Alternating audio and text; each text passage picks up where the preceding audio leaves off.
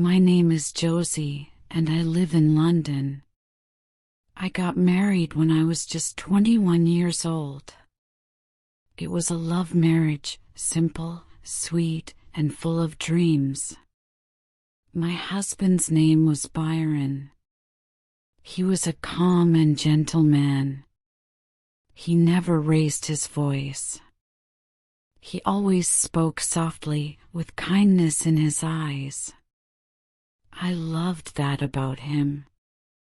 I thought I was the luckiest woman alive. But from the very first day I stepped into his house, I realized not everyone shared his kindness. His mother, Mrs. Sophia Henderson, looked at me as if I had stolen something precious from her. She never hid her dislike. Still, I tried, oh, how I tried, to win her heart. I cleaned the house, cooked her favorite dishes, and greeted her every morning with a smile. I touched her feet out of respect, hoping one day she'd smile back and call me daughter. But that day never came. Her eyes were always cold, her words sharp like knives. That house felt like a cage, beautiful from the outside, but empty inside. There was no warmth, no love, only silence and judgment. A year passed, and then I got pregnant. It was the happiest day of my life. I started dreaming about our baby, his tiny fingers, his first smile, the sound of his little laugh. Every night, I'd rest my hand on my belly and whisper stories to him. I could feel him move, and every movement felt like a miracle. But one morning, everything changed. A sharp pain hit my stomach, sudden, deep, terrifying. I screamed. Byran rushed me to the hospital. All the way there, I kept praying, "Please, God, save my baby. Please." Then, after what felt like forever, the doctor came out. His eyes told me everything before he even spoke. He sat beside me and said softly, "I'm so sorry, Mrs. Henderson, your baby didn't make it." My world stopped. The room spun, but I couldn't move. I couldn't cry. I just broke. My baby, my world, was gone before I ever got to hold him. After that day, I wasn't the same. I stayed in my room for days, weak, silent, and hollow inside. I barely ate. I barely spoke. I only cried when no one was watching. And then, one afternoon, I heard my mother-in-law's voice outside my door. "She's unlucky," she said coldly. "She brought death into this house." Her words cut through my heart like glass. I wanted someone to tell me it wasn't my fault, that I was still loved. But no one did. Byran changed too. He stopped holding my hand. Stopped asking if I was okay. He didn't shout or blame me, but his silence hurt more than words ever could. One night, he looked at me and said, "Maybe you're just not meant to be a mother." That sentence shattered me. I cried until my pillow was soaked, asking God, "Why me? What did I do wrong?" Months passed. I went to doctors, took medicines, prayed every single night. But nothing worked. I couldn't get pregnant again. Then, one evening at dinner, in front of everyone, my mother-in-law said loudly, "She will never give us a child. She's useless." Everyone stayed quiet, even Byran. I ran to my room and locked the door. I felt like I didn't belong in that house anymore. And then, something happened that destroyed my life completely. One day, my mother-in-law whispered another lie to Byran. "She's meeting another man," she said. "That's why she doesn't want a baby." It wasn't true. Not a single word. But Byran believed her.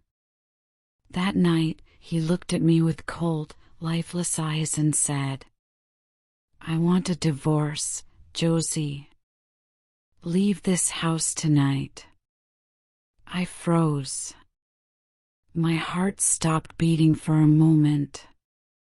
The man I loved, the man I gave everything to, was throwing me out like I was nothing.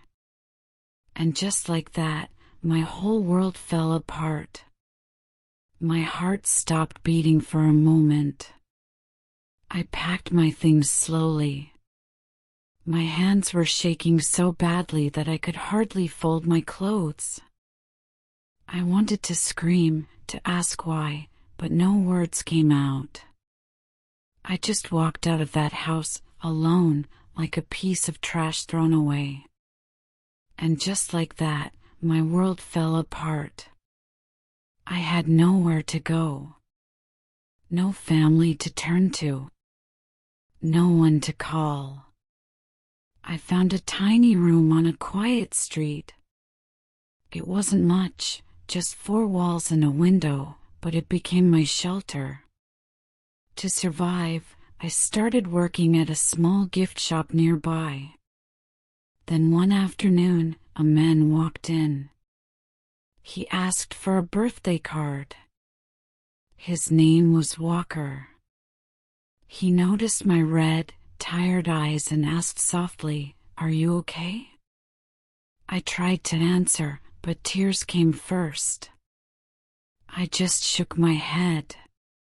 He didn't say another word, just gave me a kind look and left. But the next day, he came again. And the day after that. He didn't ask too many questions. He just talked and listened. For the first time in a long, long while, I felt seen. I felt human again. Walker was different. He didn't judge me. He didn't tell me to move on.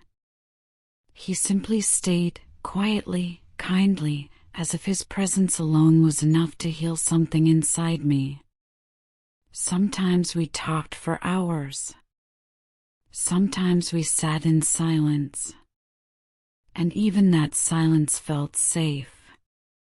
A year passed, and one day, Walker gently held my hand. He looked into my eyes and said, "Josie, I want to build a future with you. Will you marry me?" I cried, not out of sadness this time, but joy. I said, yes. 2 months after our wedding, I began to feel something new inside me. A tiny heartbeat. A small miracle. I went to the doctor, nervous, praying, and trembling. When I came out, I was crying again, but these were tears of joy. I was pregnant. This time, everything was different. Walker never left my side. He held my hand during every appointment, every pain, and every fear. When I was scared, he whispered, "You're not alone anymore." Months later, I gave birth to a healthy baby boy. The sound of his first cry was the most beautiful music I had ever heard. The nurse placed him in my arms, and I whispered, "You are my miracle." We named him Edward Walker.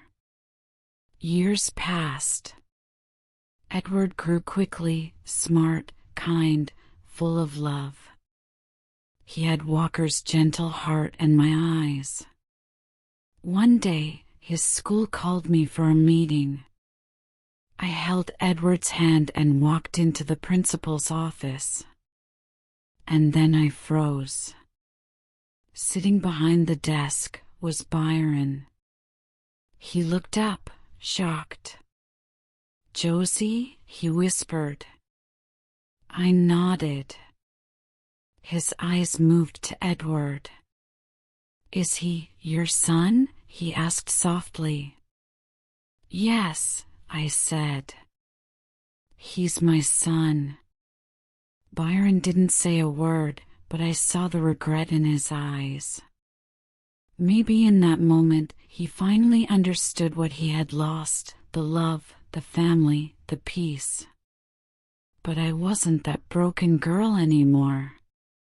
I had healed. I had found myself again. Now I live in Bristol.